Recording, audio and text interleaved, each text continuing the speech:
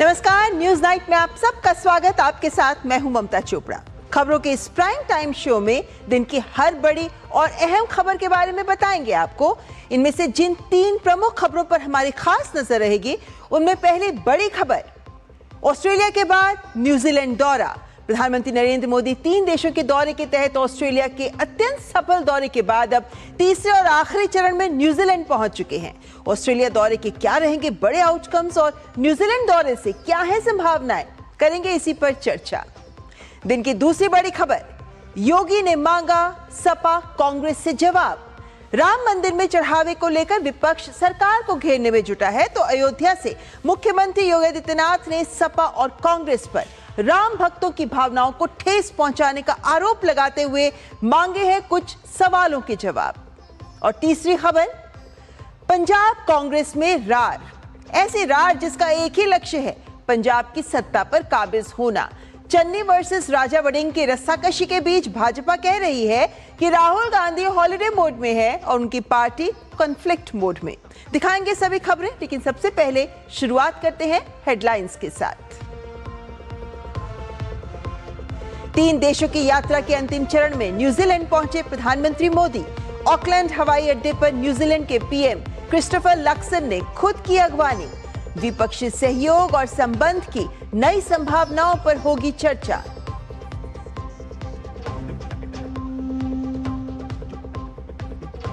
अहम समझौतों के साथ संपन्न हुआ प्रधानमंत्री का ऑस्ट्रेलिया दौरा। दोनों देशों में दिखी स्पोर्ट्स डिप्लोमेसी। यूरेनियम आयात और रक्षा सुरक्षा समझौतों से रिश्तों को मिलेगी नई गति।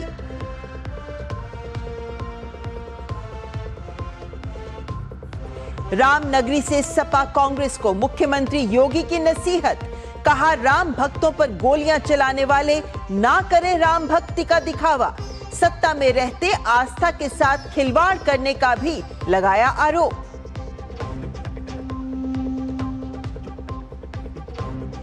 पंजाब कांग्रेस में थम नहीं रही बगावत। आगे बढ़ाया गया भूपेश बघेल का दौरा।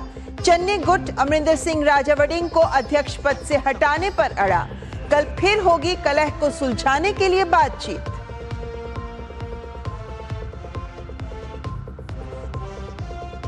भारी बारिश से पहाड़ में भूस्खलन तो मैदान में बाढ़ की मुसीबत। पिथौरागढ़ में कैलाश मानसरोवर यात्रा अस्थायी रूप से रोकी। हिमाचल में जनजीवन अस्त व्यस्त। दिल्ली एनसीआर, उत्तर प्रदेश, हरियाणा, पंजाब में जल भराव। पूर्वोत्तर के कई राज्यों में भारी बारिश का अलर्ट। आइए देखते हैं खबरें विस्तार से। 3 देशों की यात्रा के अंतिम चरण में प्रधानमंत्री न्यूजीलैंड पहुंच गए हैं। पीएम के अभिनंदन के लिए न्यूजीलैंड के प्रधानमंत्री स्वयं हवाई अड्डे पहुंचे। 4 दशक में किसी भारतीय प्रधानमंत्री की यह पहली न्यूजीलैंड यात्रा है। 3 देशों की यात्रा के अंतिम चरण में प्रधानमंत्री नरेंद्र मोदी न्यूजीलैंड पहुंच गए हैं। ऑकलैंड पहुंचने पर पीएम के गर्मजोशी से अभिनंदन के लिए न्यूजीलैंड के प्रधानमंत्री क्रिस्टोफर लक्सन हवाई अड्डे पर मौजूद थे।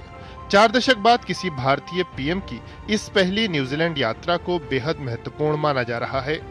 पीएम और न्यूजीलैंड के प्रधानमंत्री की द्विपक्षीय वार्ता में भारत न्यूजीलैंड संबंधों में हुई प्रगति की समीक्षा होगी। साथ ही सहयोग में विस्तार की नई संभावनाओं पर चर्चा की जाएगी। There are some things about trade and commerce. There will be some things about tourism, culture, sports diplomacy, and also under the economy piece there will be more on horticulture, agriculture, and education as well. So there are many aspects of it, including maritime security as well. पिछले 2 वर्षों में दोनों देशों के रिश्तों में व्यापार, वाणिज्य और रक्षा के क्षेत्र में काफी प्रगति हुई है। भारत न्यूजीलैंड सहयोग को मुक्त व्यापार समझौते से नई ऊर्जा मिली है। इस एफटीए को अब न्यूजीलैंड की संसद में अनुमति मिलने के बाद लागू कर दिया जाएगा। इंडिया की जो महासागर विजन है उसमें डिफेंस और स्ट्रेटेजिक पार्टनरशिप के तहत डेफिनेटली न्यूजीलैंड काफ़ी इंपॉर्टेंट पार्टनर है। उसी तरह से इस एफटीए को मेरे ख्याल से इंडिया ने ये नज़रिए से भी देखा है कि इंडियन कंपनीज न्यूजीलैंड में आके यहाँ से जो पैसिफिक मार्केट्स हैं उनको भी एक्सेस करें। तो ये एक पूरा broader Indo Pacific trade and strategic partnership में कहूँगा, उसी के हिसाब से ये एफटीए जो है ये काइंड ऑफ बनाएंगे।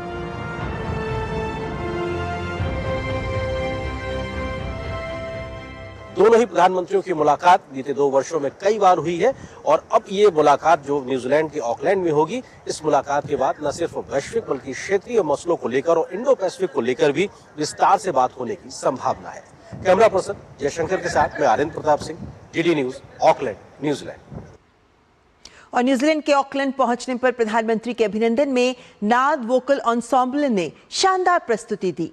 पीएम ने सोशल मीडिया प्लेटफॉर्म एक्स पर लिखा कि संगीत में लोगों को एक साथ लाने की अनोखी क्षमता है। इस प्रस्तुति ने भारत न्यूजीलैंड दोस्ती की आत्मीयता और गहराई को बहुत खूबसूरती से दर्शाया।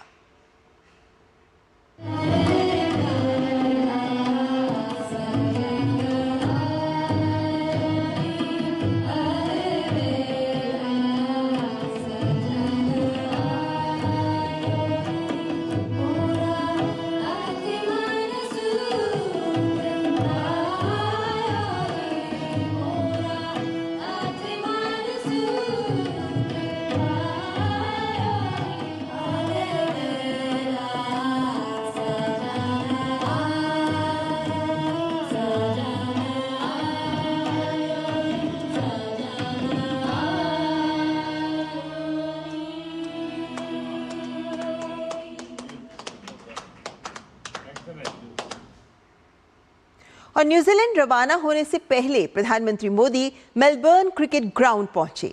यहां प्रधानमंत्री ने स्टीव वॉ को लगभग 20 साल पुरानी एक तस्वीर भेंट की। ये तस्वीर तब ली गई थी जब प्रधानमंत्री मोदी गुजरात के मुख्यमंत्री थे और उस समय क्रिकेटर से उन्होंने मुलाकात की थी। 20 वर्षों पहले स्टीव वॉ से प्रधानमंत्री की बतौर मुख्यमंत्री मुलाकात दिखाती है कि प्रधानमंत्री हमेशा ही खेलों को लेकर गंभीर रहे हैं और इसकी झलक भारत में खेलों को लेकर बदले परिदृश्य के साथ साथ भारत ऑस्ट्रेलिया के बीच खेल सहयोग रोड मैप में भी स्पष्ट दिखती है।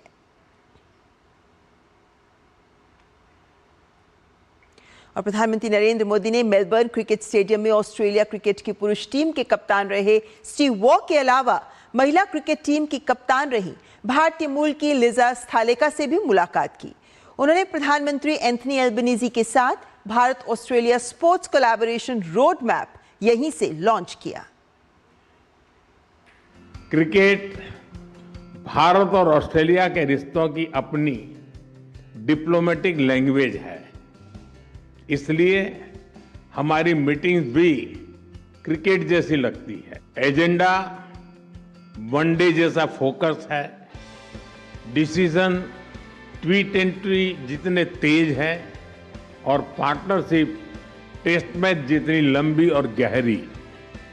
आने वाले वर्षों में दोनों देशों में ओलंपिक्स और कॉमनवेल्थ गेम्स जैसे बड़े स्पोर्टिंग इवेंट्स आयोजित किए जाएंगे। इससे हमारा खेल सहयोग तो बढ़ेगा ही, स्पोर्ट्स इंफ्रास्ट्रक्चर में निवेश की भी अनेक संभावनाएं बनेगी। प्रधानमंत्री मोदी और ऑस्ट्रेलिया के प्रधानमंत्री एंथनी एल्बनीज पहुंचे मेलबर्न स्टेडियम।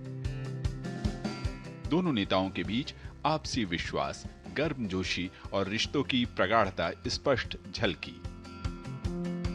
स्टेडियम में उन्होंने मुलाकात की अपने जमाने के दिग्गज बैट्समैन और ऑस्ट्रेलिया पुरुष क्रिकेट टीम के कप्तान रह चुके स्टीव वॉ से। उनके साथ रही महिला क्रिकेट टीम की कप्तान रह चुकी लिजा स्थालेका। खिलाड़ियों के साथ प्रधानमंत्री मोदी ने भारत में खेल इंफ्रा, उभरती प्रतिभा और 2030 में कॉमनवेल्थ गेम और 2036 में ओलंपिक की मेजबानी की दावेदारी की चर्चा की। ऑस्ट्रेलिया ने विश्वास जताया कि खेल के क्षेत्र में भारत और ऑस्ट्रेलिया दोनों देश साथ मिलकर साझेदारी को मजबूती देंगे। प्रधानमंत्री एल्बनीजी के साथ India Australia sports collaboration road map launch करना मेरे लिए बहुत ही खुशी की बात है। इसके तहत हम क्रिकेट के साथ अन्य खेलों में भी सहयोग मजबूत करेंगे। Sports training, sports science and technology के साथ मिलकर के हम आगे बढ़ेंगे। I are here to launch a roadmap for sport collaboration between Australia and India to strengthen our long-standing partnership. This roadmap will support practical cooperation in areas such as sports science and staging major sporting events, as well as broader opportunities in trade, tourism and investment. It will also build on new growing areas of shared passion. Melbourne stadium में प्रधानमंत्री मोदी और प्रधानमंत्री Albanese ने rugby खिलाड़ियों और उभरती हुई खेल प्रतिभाओं से मुलाकात की। प्रधानमंत्री मोदी को अपने बीच देखकर कई बच्चों ने ऑटोग्राफ भी लिए। ऑस्ट्रेलिया की महिला क्रिकेट की कप्तान रह चुकी लीजा स्थलाइका ने भारत में खेल प्रतिभाओं, विशेष तौर पर ग्रामीण इलाकों के बच्चों को अवसर देने वाली खेलो इंडिया पहल की सराहना की।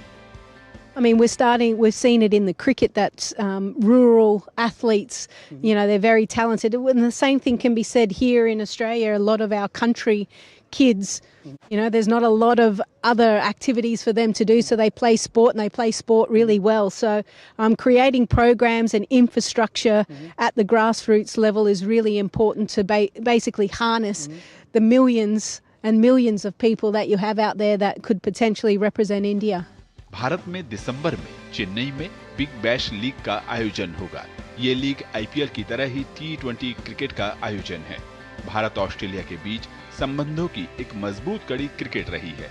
प्रधानमंत्री ने मेलबर्न स्टेडियम गैलरी का भी दौरा किया। गैलरी में सचिन तेंदुलकर और सर डॉन ब्रैडमैन की प्रसिद्ध तस्वीर भी मौजूद थी। मेलबर्न से अरुण शर्मा के साथ bureau report, DD news.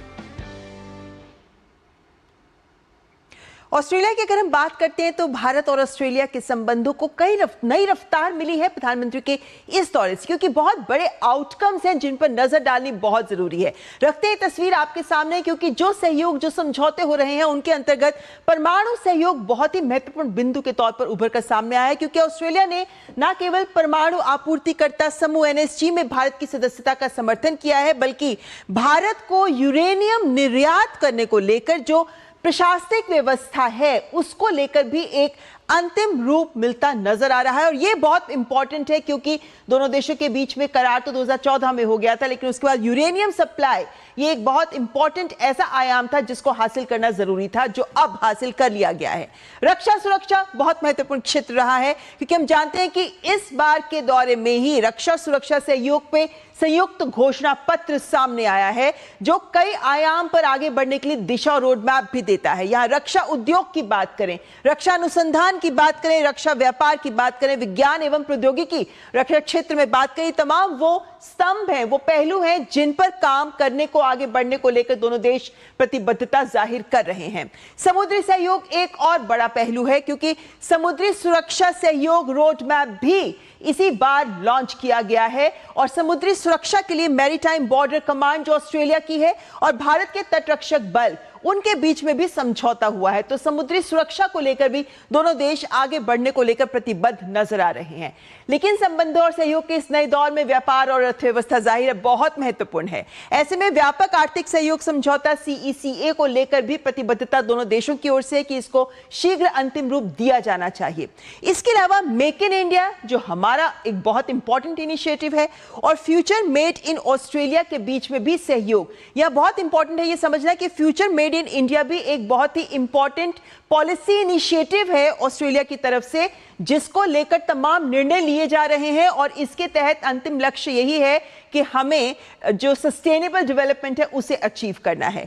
Critical minerals व्यापार और अर्थव्यवस्था के तहत ही बहुत इंपॉर्टेंट है, क्योंकि अब क्रिटिकल मिनरल्स की हम बात करते हैं, महत्वपूर्ण खनिज की बात करते हैं, तो ऑस्ट्रेलिया हमारे साथ न केवल इनकी आपूर्ति को लेकर, बल्कि इस क्षेत्र में निवेश को लेकर, प्रोसेसिंग को लेकर, इनकी कैसे वैल्यू एडिशन किए जाए, इन तमाम पहलुओं पर भी अब सहयोग बढ़ाने को तत्पर नजर आ रहा है, और इसको लेकर दोनों देशों ने ये सहमति दिखाई है। इसके अलावा वैश्विक आपूर्ति श्रृंखलाओं को भी मजबूत बनाने, क्योंकि सभी चाहते हैं कि ये सप्लाई चेन्स सुरक्षित होनी चाहिए, लचीली होनी चाहिए, उसको लेकर भी दोनों देश एक मत हैं। इसके अलावा ऊर्जा और प्रौद्योगिकी के क्षेत्र में बात करें तो ऊर्जा सुरक्षा पर भी एक संयुक्त वक्तव्य सामने आया है, जो ऊर्जा सुरक्षा के क्षेत्र में दोनों देशों के बीच में जो मिलकर काम करने की दिशा है उसको आगे बढ़ाता है।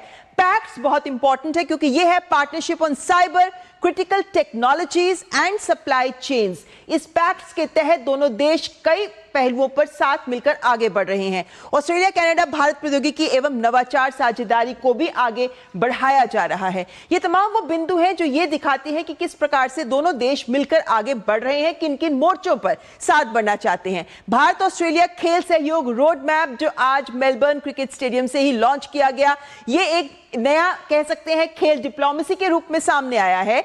इस सहयोग रोड मैप के तहत कई इंपॉर्टेंट बिंदु हैं इसमें जिनको पर गौर करना बहुत जरूरी है। सबसे पहले हम बात क्रिकेट डिप्लोमेसी की ही करेंगे क्योंकि भारत में ऑस्ट्रेलिया की जो बिग बैश लीग बीबीएल, यानी हमारे यहां का जिस तरीके का आईपीएल है वैसे ही वहां पर बीबीएल होता है, तो पहली बार ऑस्ट्रेलिया की T20 क्रिकेट लीग का जो उद्घाटन मैच है इस साल का वो भारत से शुरुआत होगी। तो चेन्नई में ही दिसंबर में बीबीएल का पहला मैच भारत में ही खेला जाएगा और यह पहली बार होगा कि कोई विदेशी लीग का मैच भारत में आयोजित किया जा रहा है। खेल डिप्लोमेसी के तहत क्रिकेट डिप्लोमेसी एक नया आयाम दोनों देशों के बीच में नजर आता है। आगे बढ़े तो खेल डिप्लोमेसी के ही तहत जो खेल डिप्लोमेसी जो दोनों के बीच में रोड मैप दिया गया है, इसके तहत जो प्रमुख स्तंभ है उन पर जरूर गौर करिए क्योंकि यह दिखाता है कि कितना विस्तृत खेल सहयोग दोनों देशों के बीच में होने वाला है। क्योंकि 2023 में हमने खेल सहयोग समझौते पर हस्ताक्षर किए थे, लेकिन अब हम खेल सहयोग को नया रोड मैप के तौर पर सामने ला रहे हैं। क्षमता निर्माण, उच्च प्रदर्शन खेल केंद्रों को स्थापित किया जाना, पैरा खेल से जुड़े विभिन्न आयाम, कोच प्रशिक्षण यानी ट्रेन द ट्रेनर, इस दृष्टिकोण को लेकर आगे बढ़ना, खेल विज्ञान जिसके तहत न केवल मनोविज्ञान की बात होगी बल्कि इंजरीज की बात होगी या तमाम जो अन्य वैज्ञानिक पहलू खेल से जुड़े हैं उन सब की बात यहां होगी। योग जिसको लेकर पूरा विश्व आज इसको लेकर अपना रहा है, इसको लेकर भी कैसे दोनों देश सहयोग कर सकते हैं, इस पर भी खेल रोड मैप के तहत बात की जा रही है। सहयोगात्मक खेल विज्ञान बहुत जरूरी है। हमारी एक्सपर्टीज ऑस्ट्रेलिया के एक्सपर्टीज हम आदान प्रदान कर सकते हैं।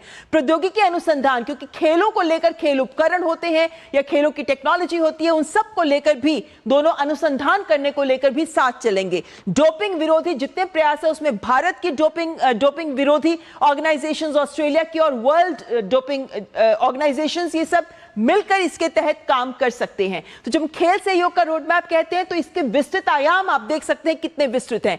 बड़े आयोजनों की मेजबानी को लेकर भी एक दूसरे को सहयोग, क्योंकि हम जानते हैं 2030 में हम कॉमनवेल्थ गेम्स का आयोजन कर रहे हैं, तो 2032 के में ब्रिस्बेन ओलंपिक्स ऑस्ट्रेलिया में होने वाले हैं। उसके तहत बड़े खेल आयोजनों को लेकर दोनों एक दूसरे के साथ खड़े नजर आएंगे। पारस्परिक हित के जो खेल हैं, फॉर एग्जाम्पल हमारे यहाँ कबड्डी खो खो है तो इसे ऑस्ट्रेलिया में खेला जाए, ऑस्ट्रेलिया की फुटबॉल बास्केटबॉल हमारे यहाँ खेली जाए। इन खेलों को लेकर भी कैसे आपस में आदान प्रदान हो सकता है, यह भी महत्वपूर्ण बिंदु रहेगा। और खेलों में महिलाओं की भागीदारी, महिलाओं का नेतृत्व, महिलाओं की ट्रेनिंग, महिलाओं की मुश्किलों को आसान करने के तरीके, उन सब पर भी इस रोड मैप में जगह इसको दी गई है। और एक और बड़ी बात कि इन सब के अलावा खेल उद्योग को लेकर भी दोनों देश हाथ मिला रहे हैं, जिसमें खेल उपकरणों का निर्माण आता है, मीडिया और प्रसारण खेल आयोजनों का आता है, इवेंट मैनेजमेंट खेलों की, खेल स्टार्टअप्स को बढ़ावा दिया जाना और खेल का जो सामान यहां बनता है उसका निर्यात कैसे हम और आगे बढ़ा सकते हैं इत्यादि। ये तमाम बिंदु हैं जो खेल उद्योग शिखर सम्मेलन जो इसी साल दिसंबर में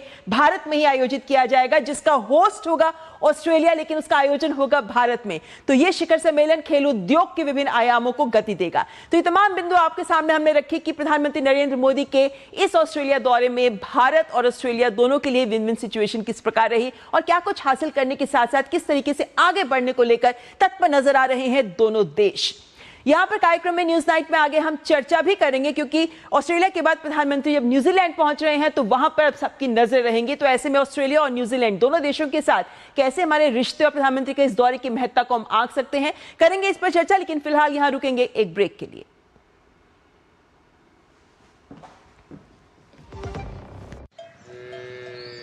वाह, गाय तुम्हारी माता है ना?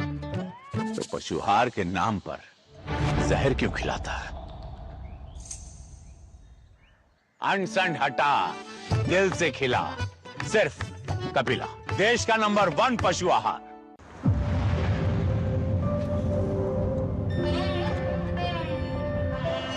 कैश है ना?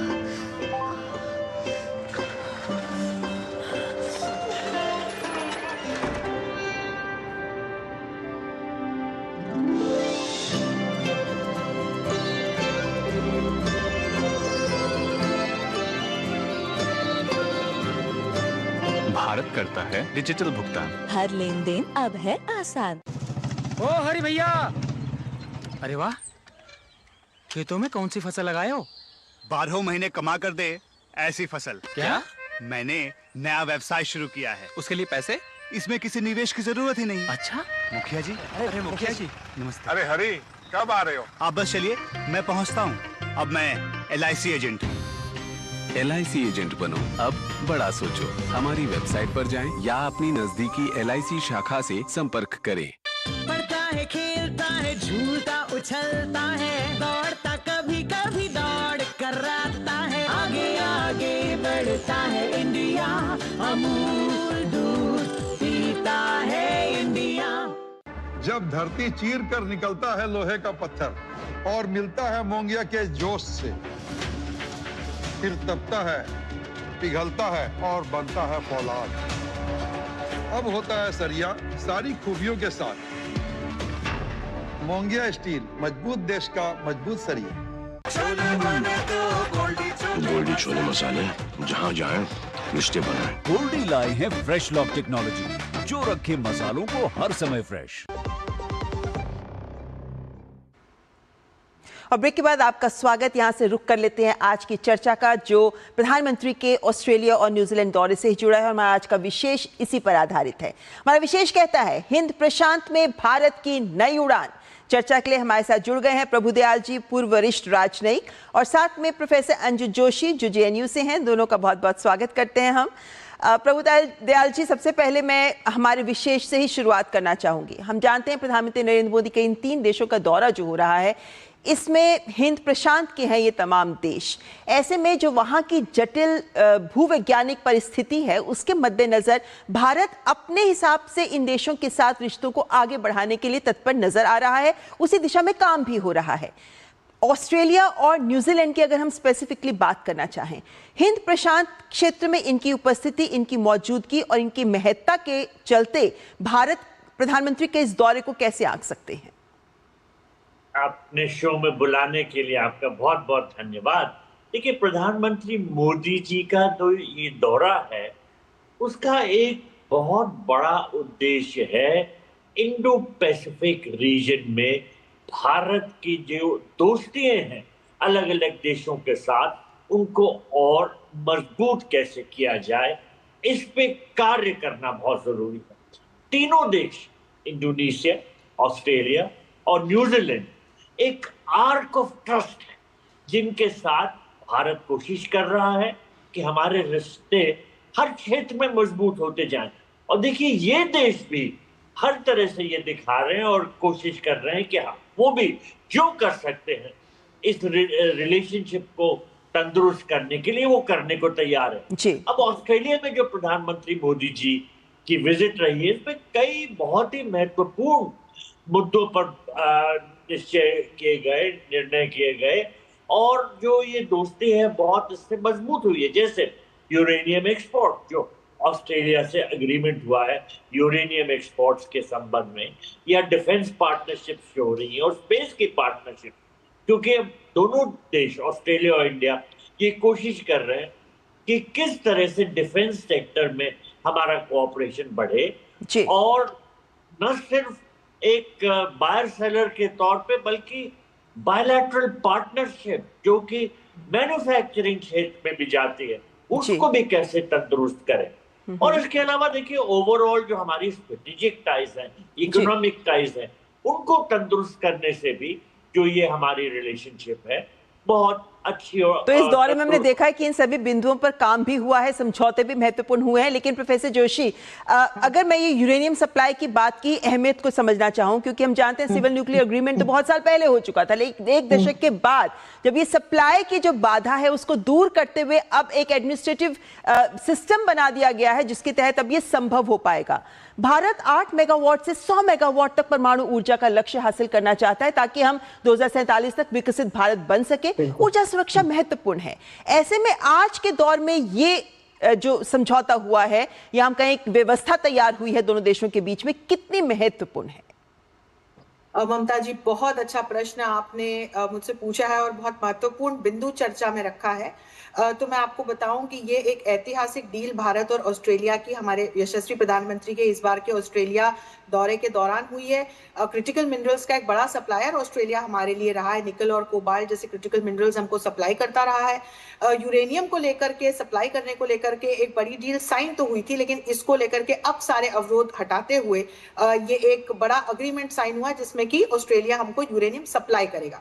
हम ये समझे कि भारत एक बहुत बड़ी आबादी वाला देश है और हमने रिन्यूएबल सोर्सेज ऑफ एनर्जी को बढ़ाते हुए, अपने fossil fuel based sources of energy को कट डाउन करते हुए, अपने कार्बन एमिशंस को कम करने का जो लक्ष्य रखा है, कार्बन फुटप्रिंट को कम से कमतर करने का जो लक्ष्य रखा है और नेट जीरो एमिशन का 2070 तक का जो लक्ष्य रखा है ममता जी, उसमें अपनी असैन्य जो ये परमाणु ऊर्जा से संबंधित जितने भी इस प्रकार के अग्रीमेंट्स हैं ये महत्वपूर्ण हो जाते हैं। तो ये एक सिविल न्यूक्लियर कोऑपरेशन की दिशा में बहुत बड़ा कदम है जिसमें ऑस्ट्रेलिया के द्वारा सप्लाइड यूरेनियम से हम अपनी ऊर्जा उत्पादन की कैपेसिटी को कई गुना बढ़ा पाएंगे और न सिर्फ अपने नागरिकों से, अपने उत्पादन से जुड़ी हुई जितनी भी ऊर्जा की आवश्यकता है उनको पूरा कर पाएंगे, ग्रीन मैन्युफैक्चरिंग की दृष्टि से और ग्रीन एनर्जी की दृष्टि से। और इसके अलावा हमने जो बहुपक्षीय मंचों पर सीओपी और पेरिस अग्रीमेंट जैसे मंचों पर हमने जो लक्ष्य ले रखे हैं जिनको हम तेजी से पूरा कर रहे हैं, उसमें भी हम एक बड़ा योगदान दे पाएंगे। तो अपने स्तर पर, द्विपक्षीय स्तर पर और बहुपक्षीय स्तर पर ये हरित ऊर्जा को बढ़ावा देने के लिए, स्वच्छ ऊर्जा को बढ़ावा देने के लिए बहुत बड़ा कदम है जिसमें ऑस्ट्रेलिया हमारा साझेदार बनकर हमको दिखाई पड़ता है। बिल्कुल, और शायद टाइमली भी कह सकते हैं क्योंकि अभी कुछ महीने पहले ही शांति एक्ट जिसके अंदर निजी क्षेत्र को भी रिएक्टर्स बनाने में निवेश की अपॉर्चुनिटी दी गई है, वो भी पास हो चुका है पार्लियामेंट से। लेकिन आगे बढ़ते हुए प्रभुदयाल जी यहाँ पर बात करना चाहेंगे, रक्षा सुरक्षा दोनों देशों के बीच में बहुत महत्वपूर्ण क्षेत्र सहयोग का हमेशा से रहा है, लेकिन जिस तरीके का घोषणा पत्र अब आया है जिसमें इनोवेशन कॉरिडोर तक की भी संभावना नजर आती है, किन मायनों में ये भी नए आयाम जोड़ता नजर आ रहा है? देखिए, दोनों देश ये जानते हैं कि इंडो पैसिफिक रीजन उनके लिए बहुत अहमियत रखता है और इस रीजन में कुछ खतरे पैदा हो रहे हैं सप्लाई चेन्स के संबंध में, और वो खतरे पैदा हो रहे हैं चीन की वजह से। चीन जो है वो विस्तारवाद की नीति अपनाए हुए और ये इस वजह से हमारी सप्लाई चेन्स अफेक्ट हो रही है, ऑस्ट्रेलिया की भी हो रही। तो हम चाहते हैं कि अगर हमारा कोऑपरेशन डिफेंस क्षेत्र में बढ़े तो शायद हम कुछ साथ मिलकर ऐसे काम कर पाएं जिनसे सप्लाई चेन्स तंदुरुस्त रहें और हमारे इंटरेस्ट प्रिजर्व रहें। तो इस के विचार में जो हम प्रधानमंत्री मोदी जी की विजिट के नतीजे देख रहे हैं ये बहुत महत्वपूर्ण है क्योंकि ठोस कदम उठाए गए हैं हमारे डिफेंस कोऑपरेशन को आगे बढ़ाने के। जी, जाहिर है। और इसी संदर्भ में अगर हम सामुद्रिक क्षेत्र में भी जो सहयोग हो रहा है, जो वक्तव्य आया है, वो सबकी भी सराहना की जानी चाहिए। लेकिन यहाँ से आगे मैं न्यूजीलैंड की अगर बात करना चाहूँ, प्रोफेसर जोशी, न्यूजीलैंड को लेकर अभी हम जानते हैं प्रधानमंत्री नरेंद्र मोदी के दौरे से एकदम पहले वहाँ के डिप्टी प्राइम मिनिस्टर ने इस बात को कहा कि प्रधानमंत्री मोदी के इस दौरे के सेंटर पॉइंट में रहेगा FTA, जिसको लेकर हम जानते हैं सहमति पहले ही बन चुकी है, हस्ताक्षर हो चुके हैं, लेकिन अब दोनों देश क्रियान्वित कैसे किया जाए उस प्रोसीजरल प्रोसेस में आगे बढ़ रहे हैं। ये FTA किन मायनों में दोनों देशों के रिश्तों को एक आधार प्रदान करता है, तब जबकि 40 वर्षों के बाद हमारे प्रधानमंत्री न्यूजीलैंड पहुंच रहे हैं?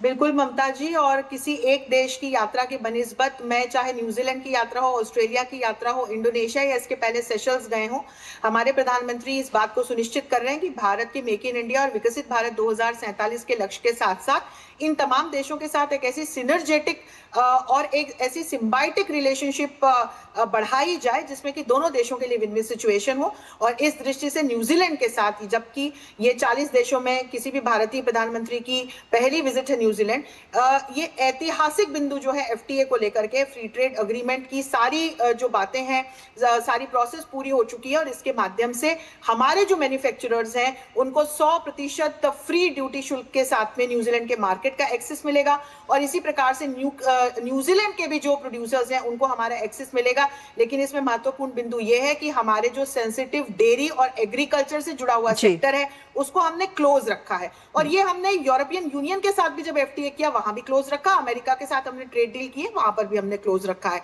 और इसके अलावा 20 बिलियन यूएसडी के निवेश की बात है और दोनों देशों के बीच के व्यापार को कई गुना बढ़ाने की बात है। एक महत्वपूर्ण बिंदु ये कि यहाँ पर प्रोफेशनल मोबिलिटी की दृष्टि से, एंटरप्रेन्योर्स को बढ़ावा देने की दृष्टि से भी एक बहुत महत्वपूर्ण क्लॉज है इस एफटीए में जो हम देख सकते हैं। और ममता जी, और एक यदि हम इस एफटीए के पूरे बिंदु को देखें तो जिस ट्रेड सरप्लस की हम बात करते हैं आपसी व्यापारिक संबंधों में जो हमारा अमेरिका के साथ रहा है, और जब हमारे पर प्यूनिटिव टैरिफ्स लगे, मेजर्स लगे, तो इस बात को उठाया जा रहा था। भारत ने ईयू के साथ एफटीए करके, न्यूजीलैंड के साथ एफटीए करके इस बात को सुनिश्चित किया है कि चाहे ईयू हो या यहाँ न्यूजीलैंड हो, इनके साथ एफटीए के माध्यम से अगले 3 वर्षों में हम लगभग 50 से 100 बिलियन यूएसडी का ट्रेड सरप्लस क्रिएट करने का प्रयास करेंगे, जो हमारी आर्थिक सुरक्षा और आर्थिक उन्नति की दृष्टि से बहुत महत्वपूर्ण है। वही हमारे जो कलाकार हैं, हमारे जो एमएसएमई हैं, उनको एक बड़ा बूस्ट मिलेगा। प्रोफेशनल मोबिलिटी का एक बहुत महत्वपूर्ण क्लॉज है जो इस एफटीए में है। न्यूजीलैंड और ऑस्ट्रेलिया, ये दोनों ही ऐसे देश है जहां पर यदि हम पॉपुलेशन को देखें तो वहां पॉपुलेशन कम है, हमारे पास यूथ पॉपुलेशन बहुत है और स्किल्ड प्रोफेशनल्स है हमारे पास। तो प्रोफेशनल मोबिलिटी की दृष्टि से भी ये हमारे लिए बहुत लाभकारक एफटीए होने जा रहा है। जी प्रभुदयाल जी, ऐसे में जब प्रधानमंत्री नरेंद्र मोदी न्यूजीलैंड पहुंचे तो स्वयं वहां के प्रधानमंत्री उनका स्वागत करने के लिए, उनका अगवानी करने के लिए वहां पर मौजूद थे। ऐसे में कूटनीतिक पहलुओं के ऊपर अगर हम नजर डालें तो किन मायनों में दोनों देशों के रिश्तों को नई दशा लेते आप देखते हैं इस बार के दौरे पे? देखिए, कोई दो राहें नहीं हो सकती कि ये दौरा जो है प्रधानमंत्री मोदी जी का, ये दोनों देशों के बायलैटरल रिलेशंस को बहुत तंदुरुस्त करने जा रहा है। ये आश्चर्य की बात है कि प्राइम मिनिस्टर लेवल की ये जो विजिट है ये 40 साल बाद हो रही है। जी। राजीव गांधी जी जब प्राइम मिनिस्टर थे तो वो गए थे अक्टूबर 1986 में, उसके बाद कोई प्राइम मिनिस्टर विजिट हुई नहीं। तो अब हमारे प्रधानमंत्री मोदी जी वहां गए हैं, इससे काफी गर्मजोशी पैदा हुई और ये गर्मजोशी स्पष्ट है। जैसे वहां के प्राइम मिनिस्टर हमारे प्राइम मिनिस्टर को रिसीव करने आए प्लेन तक, और जिस तरह से उन्होंने गर्मजोशी दिखाई और प्यार दिखाया, वो बायलैटरल रिलेशंस में भी झलकेगा। क्योंकि जब टॉप लेवल पे अच्छे रिश्ते होते हैं तो बायलैटरल रिलेशनशिप कंट्रीज की भी अच्छी होती जाती है।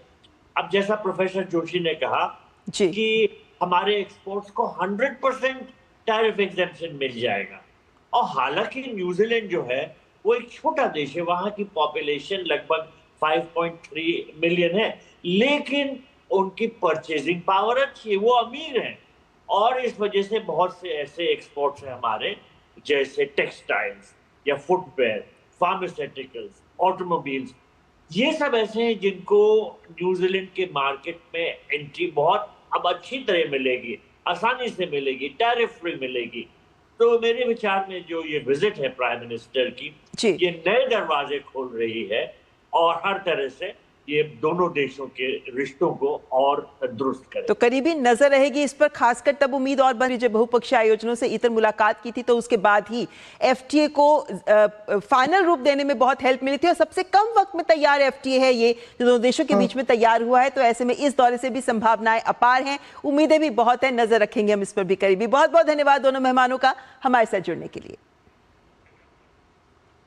न्यूज़नाइट में यहां रुकेंगे एक ब्रेक के लिए, लेकिन ब्रेक के बाद दिखाएंगे खबर योगी की विपक्ष को नसीहत, दिखाएंगे ब्रेक के बाद।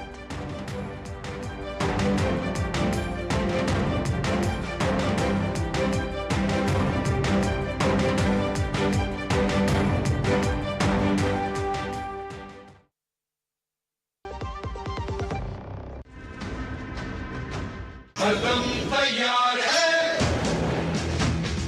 बिल्कुल तैयार है, कदम तैयार है, बिल्कुल तैयार है, जी जाने से तैयार है, इसीलिए तो हम लहरों के पहरेदार हैं। जय भारती, जय भारती, हम है नौसेना, हम है भारत के सारथी। जय भारती, जय भारती, हम है नौसेना, हम है भारत के सारथी, सारथी, सारथी। यार कैसे ले पाएंगे घर? नहीं, आज गर्मी बहुत है ना? यस, बहुत ही ज्यादा। पापा, घर खरीदने की planning is not easy. Vini, long term savings का बेस्ट प्लान बताना। LIC protection plus plan. LIC और सेविंग्स। यस, इसमें इंश्योरेंस और फंड्स दोनों में इन्वेस्ट करके गोल्स के हिसाब से सम अश्योर्ड एडजस्ट कर सकते हो। LIC protection plus plan, future insured, growth assured. मेरी पसंद। मेरी पसंद। मेरी पसंद। मेरी पसंद। हमारी पसंद। हम सबकी पसंद। मजबूत देश का मजबूत सरिया होंगे स्टील। पढ़ता है, खेलता है, झूलता उछलता है, दौड़ता कभी कभी दौड़ कराता है, आगे आगे बढ़ता है इंडिया, अमूल दूध पीता है इंडिया। घर का खर्च चलाने के लिए रोहन की पढ़ाई वाली FD तोड़नी पड़ी और उसके डॉक्टर बनने का सपना भी। काश तुमने जाने से पहले टर्म लाइफ इंश्योरेंस लिया होता। पॉलिसी बाजार ऐप पर 1 करोड़ का टर्म इंश्योरेंस सिर्फ 410 रुपए महीने से शुरू। अयोध्या से उठी आस्था की गूंज अब सियासत के केंद्र में है। राम मंदिर में चढ़ावे को लेकर शुरू हुआ विवाद अब आरोप प्रत्यारोप की राजनीति में बदलता दिख रहा है। एक तरफ मामले की जांच में जुटी SIT है तो दूसरी तरफ सत्ता और विपक्ष के बीच जुबानी जंग तेज हो गई है। मुख्यमंत्री योगी आदित्यनाथ ने रामनगरी से आज समाजवादी पार्टी और कांग्रेस पर सीधा हमला बोलते हुए आस्था के मुद्दों पर राजनीति करने का आरोप लगाया। में चढ़ावे को लेकर सियासी बयानबाजी कर रही समाजवादी पार्टी और कांग्रेस पर मुख्यमंत्री योगी आदित्यनाथ ने रामनगरी से जोरदार पलटवार किया। शुक्रवार को मुख्यमंत्री योगी आदित्यनाथ अयोध्या पहुंचे थे, जहां उन्होंने बीकापुर विधानसभा क्षेत्र के लिए 432 करोड़ रुपए से अधिक की लागत की 217 विकास परियोजनाओं का लोकार्पण और शिलान्यास किया। यहां आयोजित जनसभा को संबोधित करते हुए सीएम योगी आदित्यनाथ ने विपक्ष को हनुमानगढ़ी में नमाज पढ़े जाने के पुराने विवाद की याद दिलाई। सीएम योगी ने आरोप लगाया कि सपा कांग्रेस ने सत्ता में रहते हुए आस्था के साथ खिलवाड़ किया। उन्होंने सवाल किया कि क्या कोई सरकार दिल्ली की जामा मस्जिद में हनुमान चालीसा का पाठ करा सकती है। जो ये लोग आस्था की बात करते हैं, याद करो ना, इन्होंने तो हमारी पवित्र हनुमानगढ़ी में इन्होंने तो वहां नमाज भी पढ़वाने का काम किया था। आप सोचो, क्या कोई जामा मस्जिद में कभी हनुमान चालीसा का पाठ कर पाएगा? क्या सरकारें करवा पाएंगी? क्या समाजवादी पार्टी और कांग्रेस करवा पाएगी? अगर नहीं करा पाएगी तो ये पाप क्यों करवाया गया था? अयोध्या में हनुमानगढ़ी की सीढ़ियों पर नमाज पढ़वाने का पाप क्यों करवाया गया था? सीएम योगी ने कहा कि कुछ लोग आस्था के मुद्दों पर केवल राजनीति करते हैं, जबकि भाजपा सरकार ने अयोध्या के विकास और उसकी सांस्कृतिक विरासत को नई पहचान देने का काम किया है। साथ ही सीएम योगी ने कहा कि जिन लोगों ने वर्षों तक राम मंदिर निर्माण में बाधाएं खड़ी की और राम भक्तों पर गोलियां चलवाई, वे आज राम भक्ति का दिखावा कर रहे हैं। समाजवादी पार्टी और कांग्रेस के लोगों ने मंदिर निर्माण में बाधा खड़ी की, राम के नाम पर प्रश्न खड़ा करने का प्रयास किया, राम भक्तों पर गोलियां चलाई, अयोध्या के नाम पे पहचान का संकट खड़ा किया। ये डबल इंजन की सरकार आई, भगवान राम का भव्य मंदिर का निर्माण हो गया। एक तरफ SIT राम मंदिर में चढ़ावे मामले की तेजी से जांच कर रही है, तो वहीं दूसरी ओर विपक्ष मामले को सियासी रंग देने में जुटा है। Bureau report, DD news. और फिलहाल यहाँ पे वक्त एक और ब्रेक का, लेकिन ब्रेक के बाद दिखाएंगे आपको खबर। पंजाब कांग्रेस में कलह जारी, क्या आला कमान थाम पाएगा इस कलह को? दिखा बाद।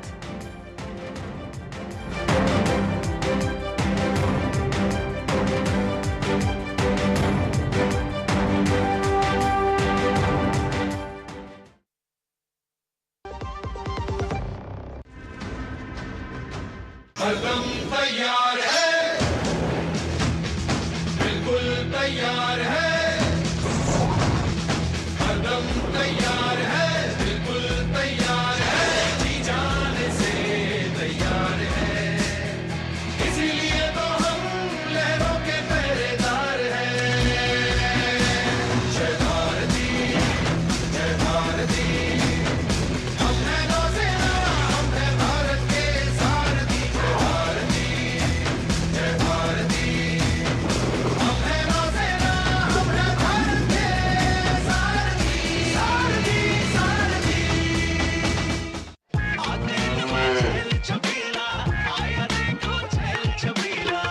एक कपिला।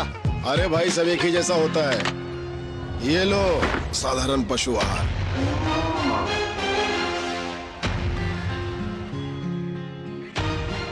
इस देश की हर माँ, बच्चे, बूढ़े, जवान, खिलाड़ी, डॉक्टर, इंजीनियर, सबको गाय भैंस की दूध की शक्ति पर भरोसा है। पर जब इन पशुओं को कपिला पशु आहार मिलेगा, तभी तो दूध सिर्फ ज्यादा ही नहीं, शक्ति से भरपूर भी होगा।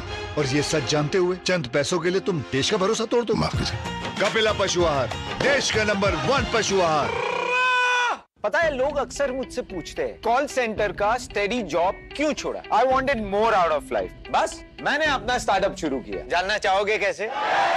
Then start up your own business as an LIC agent. यहाँ सब कुछ है। Great products, zero investment, leading organization and unlimited opportunities. तो क्या आप तैयार हैं? LIC एजेंट बनो, अब बड़ा सोचो। हमारी वेबसाइट पर जाएं या अपनी नजदीकी LIC शाखा से संपर्क करें। मेरी पसंद। मेरी पसंद। मेरी पसंद। मेरी पसंद। हमारी पसंद। हम सबकी पसंद। मजबूत देश का मजबूत सरिया हो गया स्टील। गोल्डी छोले मसाले, जहाँ जाएं रिश्ते बनाएं। गोल्डी लाए हैं फ्रेश लॉक टेक्नोलॉजी, जो रखे मसालों को हर समय फ्रेश। और ब्रेक के बाद खबर पंजाब से। पंजाब कांग्रेस में सियासी घमासान थमने का नाम नहीं ले रहा। प्रदेश अध्यक्ष की कुर्सी से शुरू हुआ विवाद अब हाईकमान की प्रतिष्ठा का सवाल बनता दिख रहा है। भूपेश बघेल को दोनों खेमों से बात कर समाधान तलाशने के लिए भेजा गया, लेकिन अपनी राजनीतिक दावेदारी पर अड़े चरणजीत सिंह चन्नी प्रभारी से मिलने ही नहीं पहुंचे। पंजाब कांग्रेस में जारी कलह के चलते भूपेश बघेल को अपना पंजाब दौरा अब आगे बढ़ाना पड़ा और अब खबर है कि भूपेश बघेल और चन्नी धड़े के बीच में कल बातचीत होगी और इस मीटिंग में चरणजीत सिंह चन्नी, तृप्त राजेंद्र बाजवा समेत कई सीनियर नेता शामिल हो सकते हैं। किसको क्या समझ आता है, क्या नहीं आता है, ये फैसला है राहुल जी का और खड़गे साहब का। किसी भी व्यक्ति के अगर जूते भी अपने सिर पर उठाने पड़े तो मेरे में इस बात के लिए कोई ईगो प्रॉब्लम नहीं है। आखिर 6 माह में ऐसा क्या हुआ कि तेवर भी बदल गए और बोल भी। जो नेता कल तक हाईकमान के फैसले को अंतिम बता रहे थे, वही आज कह रहे हैं अगर सिर पर किसी का जूता रखकर भी चलना पड़े तो उससे भी परहेज नहीं। सवाल है, क्या पंजाब कांग्रेस में सत्ता की सियासत ने सबको झुकने पर मजबूर कर दिया है? पंजाब कांग्रेस में ऑल इज नॉट वेल, पर भूपेश बघेल भी हो गए फेल। राजा वारिंग और चन्नी गुट में रार, दिल्ली दरबार के फैसले का इंतजार। पंजाब की राजनीति छोड़ चरणजीत सिंह चन्नी कई दिनों तक दिल्ली दरबार की चौखट नापते रहे। 4 दिन तक हाईकमान से मुलाकात की हर कोशिश की, लेकिन दरवाजे नहीं खुले। जब दिल्ली में कोई सुनवाई नहीं हुई तो लौटना पड़ा। उन्हीं बघेल के सामने, जिनसे 36 का आंकड़ा दिखाया जा रहा था। मुझे फोन आया था राणा गुरजीत का, हम लोग मिलने गए। अब वो कितने लोग मिलेंगे ये मैं नहीं जानता। हमारे हर आदमी की जो वॉइस है उसका कीमत है और हमारे अलग अलग सिस्टम हैं और उस सिस्टम के तहत हाई कमांड लूप में है और हम ये बघेल साहब को अपनी जो डिफरेंस ऑफ ओपिनियन है वो बताएंगे। हमारे इशू बहुत छोटे हैं जो इंटरनल है। दरअसल पूर्व मुख्यमंत्री चरणजीत सिंह चन्नी कुर्सी की चाहत रखते हैं। अमरिंदर सिंह राजा वडिंग को प्रदेश अध्यक्ष बनाने से बौखला गए हैं। चुनाव से पहले ही मुख्यमंत्री का फेस बन जाना चाहते हैं और प्रदेश में पार्टी की लगाम अपने हाथ में रखना चाहते हैं। पंजाब कांग्रेस की लड़ाई सिर्फ संगठन की नहीं, बल्कि भविष्य की सत्ता की भी है। चन्नी अच्छी तरह जानते हैं कि हाल के वर्षों में कांग्रेस में प्रदेश अध्यक्ष की कुर्सी कई राज्यों में मुख्यमंत्री की कुर्सी तक पहुंचने का सबसे मजबूत रास्ता बनी है। तेलंगाना में रेवंत रेड्डी प्रदेश अध्यक्ष से सीधे मुख्यमंत्री की कुर्सी तक पहुंचे। पंजाब में भी यही राजनीतिक गणित अब खुलकर दिखाई देने लगा है। चंडीगढ़ से दिल्ली तक, बंद कमरों से सड़कों तक, कांग्रेस में जो कलह दिखी उसने विरोधियों को भी मौका दे दिया। अब भाजपा कह रही है कि राहुल गांधी हॉलीडे मोड में हैं और उनकी पार्टी कॉन्फ्लिक्ट मोड में। The real question needs to be asked is, in all this episode, Congress episode, where is Rahul Gandhi? Has Rahul Gandhi been in the country for the past 20 days? Is Rahul Gandhi today in the country? The clear answer is no. विरोधियों में सवाल इसलिए भी हैं क्योंकि कर्नाटक में हाल ही में कांग्रेस की कला दिल्ली तक नजर आई थी। अब एक बार फिर राजनीतिक महत्वाकांक्षाएं कांग्रेस के लिए चुनौती बन रही हैं। चन्नी वर्सेस राजा वडिंग की रस्साकशी में सवाल यही है कि क्या हाईकमान इस बार भी डैमेज कंट्रोल कर पाएगा। Bureau report, DD news. और फिलहाल यहाँ पे वक्त एक और ब्रेक का, जिसके बाद बात होगी भारी बारिश ने बढ़ाई मुसीबत। उत्तर भारत में कैसा है मौसम का हाल, दिखाएंगे आपको ब्रेक के बाद।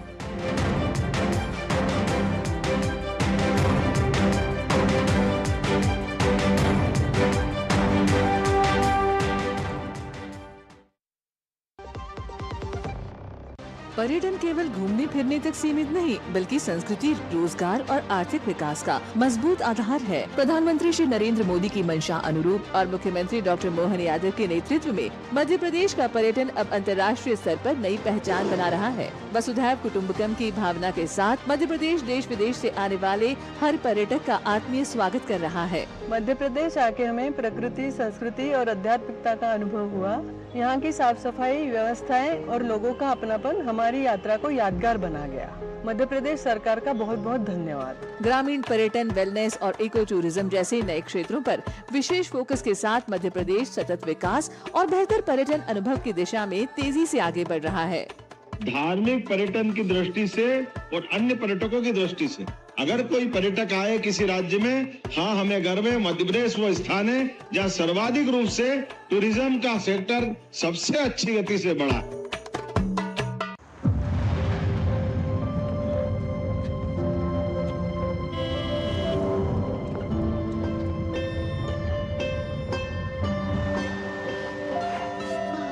कैश है ना?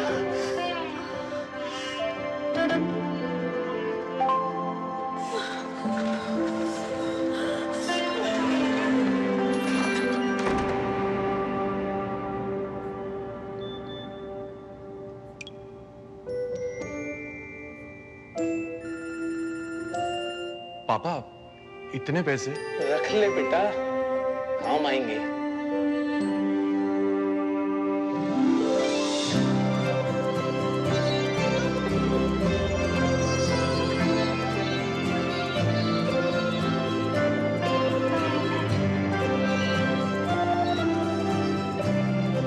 भारत करता है डिजिटल भुगतान। हर लेन देन अब है आसान। पढ़ता है, खेलता है, झूलता उछलता है, दौड़ता कभी कभी दौड़ कराता है, आगे आगे बढ़ता है इंडिया, अमूल दूध पीता है इंडिया। गोल्डी छोले मसाले जहाँ जाए रिश्ते बनाए। गोल्डी लाए हैं फ्रेश लॉक टेक्नोलॉजी जो रखे मसालों को हर समय फ्रेश। और ब्रेक के बाद बात मौसम की। देश के कई हिस्सों में मॉनसून अब आफत बनकर बरस रहा है। पहाड़ों से लेकर मैदानी इलाकों तक लगातार हो रही बारिश ने जनजीवन बुरी तरह प्रभावित किया है। उत्तराखंड में भूस्खलन, हिमाचल में सड़कें बंद, उत्तर प्रदेश में नदियों का बढ़ता जलस्तर और पूर्वोत्तर में बाढ़ जैसे हालात चिंता बढ़ा रहे हैं। मौसम विभाग ने उत्तर भारत के कई राज्यों में अगले कुछ दिनों तक भारी से अत्यधिक भारी बारिश का अलर्ट जारी किया है। पहाड़ों से लेकर मैदानों तक मानसून की बारिश लगातार लोगों की मुसीबतें बढ़ा रही है। कहीं लैंडस्लाइड से हाईवे ठप पड़ गए तो कहीं कोई उफनती नदी के चपेट में आ गया। उत्तराखंड के पिथौरागढ़ में कैलाश मानसरोवर यात्रा मार्ग पर भूस्खलन और चट्टाने गिरने से सड़क पूरी तरह बंद हो गई। वहीं शिमला में तेज बारिश के बाद सीएम आवास के पास पेड़ गिरने से सड़क बाधित हुई। ऋषिकेश के पास बीन नदी में अचानक पानी पड़ने से एक स्कूटी सवार उसमें फंस गया। गनीमत रही कि आसपास मौजूद लोगों ने उसे बचा लिया। वहीं हरिद्वार में नीलधारा में अपनी थार लेकर स्टंट करना कुछ युवकों को भारी पड़ गया। बाद में जेसीबी की मदद से थार को नदी की धारा से बाहर निकाला गया। हिमाचल प्रदेश में लगातार हो रही बारिश ने जनजीवन अस्त व्यस्त कर दिया है। शिमला, सोलन और सिरमौर में सड़कें बंद हैं, बिजली आपूर्ति प्रभावित है और भूस्खलन का खतरा बढ़ गया है। एहतियात के तौर पर सोलन और सिरमौर में स्कूल और आंगनवाड़ी केंद्र बंद कर दिए गए हैं। मौसम विभाग ने हिमाचल, उत्तराखंड, हरियाणा, उत्तर प्रदेश, बिहार, पश्चिम बंगाल, सिक्किम और पूर्वोत्तर के राज्यों में अगले 2 दिनों तक भारी से बहुत भारी बारिश की चेतावनी दी है। उत्तर प्रदेश का क्षेत्र है, बिहार का क्षेत्र है, उपमहाली, पश्चिम बंगाल, सिक्किम और पूर्वोत्तर के राज्य, यहाँ पर वर्षा का दौर सप्ताह में आपको देखने को मिलता रहेगा। Heavy to very heavy rainfall का स्पेल बना रहेगा। और अगले 24 घंटे की बात करें तो अभी जो कल का हमारा निम्न दबाव का क्षेत्र था, अभी जो मध्य उत्तर प्रदेश के उत्तरी भाग में स्थित है, उसके प्रभाव में और एक पश्चिम विक्षोभ है, उसका इंटरेक्शन आज बना रहेगा। उसकी वजह से उत्तरी हरियाणा, हिमाचल प्रदेश, उत्तराखंड, उत्तर प्रदेश और बिहार, ये सारे पॉकेट्स में जो है आज heavy to very heavy rainfall रह सकती है। उत्तराखंड में चंपावत, देहरादून, हरिद्वार, नैनीताल, टिहरी, ऊधम सिंह नगर और उत्तरकाशी में भारी से बहुत भारी बारिश का अलर्ट जारी किया गया है। मुख्यमंत्री पुष्कर सिंह धामी ने अधिकारियों को 24 घंटे सतर्क रहने के निर्देश दिए हैं। उत्तर प्रदेश में भी बारिश का असर साफ दिखाई दे रहा है। वाराणसी, प्रयागराज, कानपुर और लखनऊ समेत कई शहरों में लगातार बारिश हो रही है। उधर हरियाणा में भी अगले कुछ दिनों तक कहीं कहीं भारी बारिश का पूर्वानुमान है। बिहार के 23 जिलों के लिए मौसम विभाग ने अलर्ट जारी किया है। सीमांचल, कोसी, मिथिलांचल और उत्तर बिहार के जिलों में बारिश का असर सबसे ज्यादा देखने को मिल सकता है। वहीं पश्चिम बंगाल में भी बारिश का सिलसिला जारी है। कूच बिहार में बीते 24 घंटों में 143 मिलीमीटर बारिश दर्ज की गई है, जबकि कोलकाता में जलभराव से यातायात प्रभावित हुआ है। वहीं त्रिपुरा में बाढ़ की वजह से 3 जिलों के करीब 11,000 लोगों को राहत शिविरों में पहुंचाया गया है। अरुणाचल प्रदेश में बाढ़ और भूस्खलन से हुए नुकसान का आकलन करने के लिए गृह मंत्रालय की अंतर मंत्रालय केंद्रीय टीम ने प्रभावित इलाकों का दौरा किया और हर संभव सहायता का भरोसा दिया। Bureau report, DD news. तो आपके क्षेत्र में भी अगर मॉनसून एक्टिव है तो बाहर निकलने से पहले मौसम का आकलन कर लें और सावधानी बरतें। अमेरिका और ईरान के बीच फिलहाल बंदूकें तो खामोश हैं, लेकिन पश्चिम एशिया में तनाव अभी भी बरकरार है। संघर्ष विराम के बावजूद भरोसे की डोर कमजोर पड़ती दिख रही है। एक और बातचीत की कोशिशें जारी हैं तो दूसरी ओर हमलों की। हॉर्मुज़ स्ट्रेट और इजराइल की भूमिका ने हालात को फिर से विस्फोटक बना दिया है। ऐसे में सवाल यही है कि क्या कूटनीति इस संकट को थाम पाएगी या फिर क्षेत्र एक बार फिर बड़े युद्ध की ओर बढ़ रहा है। क्या है हालात, देखिए ये रिपोर्ट। और इसी के साथ न्यूज़ नाइट में हम लेते हैं आपसे इजाजत। नमस्कार।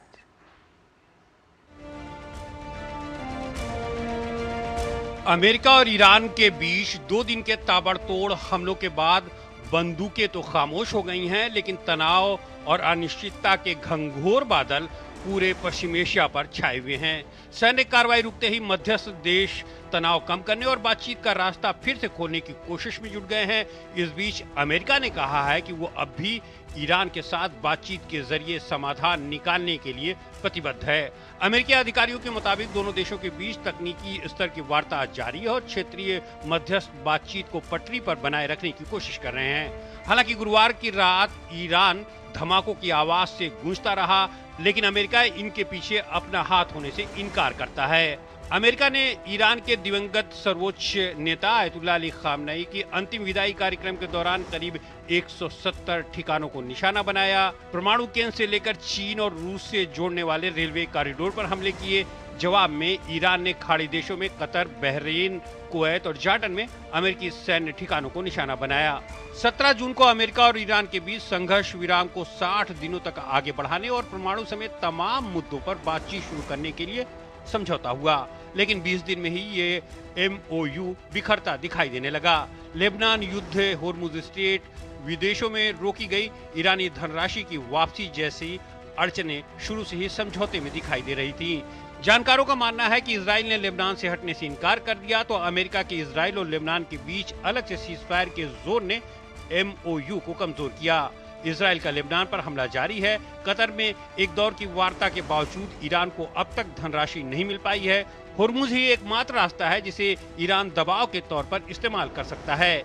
ईरान ने हुर्मुज पर अपना नियंत्रण बरकरार रखने के लिए यहाँ से गुजरने वाले जहाजों के लिए अपने तट से लगा एक सुरक्षित मार्ग तय कर रखा है, जबकि अमेरिका ओमान के तट के साथ एक वैकल्पिक मार्ग का समर्थन कर रहा है। ईरान को डर है कि इस वैकल्पिक रास्ते से इस महत्वपूर्ण जलमार्ग में युद्ध के दौरान उसने जो दबदबा बनाया है वो कहीं खत्म न हो जाए। अमेरिका नहीं चाहता है कि ईरान किसी रणनीतिक जलमार्ग का एकमात्र संरक्षक बनकर उभरे। बस इसी खींचतान के चलते दोनों देश एक दूसरे पर कई बार हमले कर चुके हैं, लेकिन हालिया हमले बेहद भयावह थे, जिससे युद्ध के दोबारा भड़कने की आशंका बढ़ गई है। खबर ये भी है कि इजराइल ईरान पर फिर से हमला करना चाहता है, उसे ट्रंप के सिग्नल का इंतजार है। नेतन्याहू जल्द ही ट्रंप से मुलाकात करने वाले हैं। इस बीच इजरायली खुफिया एजेंसी के अमेरिका को एक इनपुट देने का दावा किया जा रहा है, जिसमें ईरान द्वारा राष्ट्रपति ट्रंप की हत्या की योजना के संकेत मिलते हैं। ये माना जा रहा है कि अमेरिका ने ईरान पर इसलिए दोबारा हमला किया है। अब जो भी हो, दोनों पक्षों के बीच न तो युद्ध है और न ही शांति। असमंजस की स्थिति बनी हुई है कि आने वाले दिनों में ऊर्जा संकट किस हद तक गहरा सकता है।